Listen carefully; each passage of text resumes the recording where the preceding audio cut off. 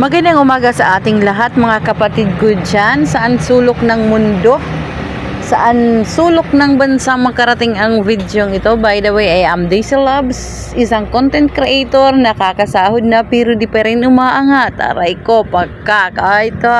Dito na nga tayo sa umagang ito. I-harvest ko na ang aking binilad na malunggay at gagawin natin yan na tsaa. Diba? Bakit may ganong twist? Tsaa. Diba? Malunggay tsaa. Hinahalo ko yan sa kape para hindi naman tayo puro na lang mga artificial na medisina ang ini-intake ng katawan natin, lalo na sa status ko ngayon. Status is menopausal period length, diba? Parang may ganon. Kailangan na natin ng yung mga supplement na natural lang, yung organic lang, walang mga chemical added. Kaya ayan ang ginawa ko sa malunggay, instead na ihahalo doon sa mga sabaw-sabaw, gulay-gulay, hindi naman lahat ng oras gusto nating humigop ng sabaw, di ba?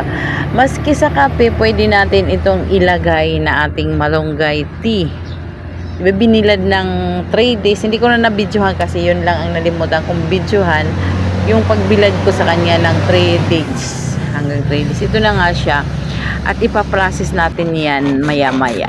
Ayan, ganyan. Shortcut ko na yung video ko kasi medyo mahaba-haba na yan. Ginamitan ko ng manual na food processor. Ayan. Hindi naman siya napipinon as in pinong-pino. At least na ano din yung mga tangkay niya na hindi nakuha, na durog. Ayan. Madaling trabahuin na. At yan, yung puti na yan ang ating gagamitin na lagayan ng ating tea. Yan ang tea bag. Tea bag. Natitibag. Diba? Discarding malupit na lang tayo sa panahon ngayon kasi marami naman tayong nabibili ng mga material. Discarding malupit pa rin ang dapat pairalin natin para medyo umano rin tayo sa mga gastusin, makatipid-tipid, di ba? Instead na bibilihin natin to sa market, gumawa na lang tayo.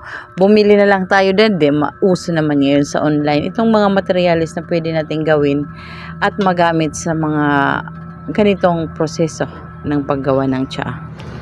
Ayan na nga, sinisimulan na natin balutin ang ating malunggay tea. Ayan. Inilalagay din natin dyan sa jar para silyado, pero may ginawa pa akong secret process, may ginawa pa ako nito bago ko talaga ito ilagay dyan sa jar na yan para patay bakterya talaga. Wala naman tayong dehydrator pero may paraan na pang ano yun, yung panghalili ba, yung ano ba sa English yan, okay na yan, basta panghalili sa dehydrator para safe na safe talaga itong ating malunggay tea. So hanggang dito na lang mga bayi, thank you for watching. Ito ang inyong lingkod, Daisy Loves, ang hindi pa umaangat pero nakakasahod kahit konti. Thank you for watching.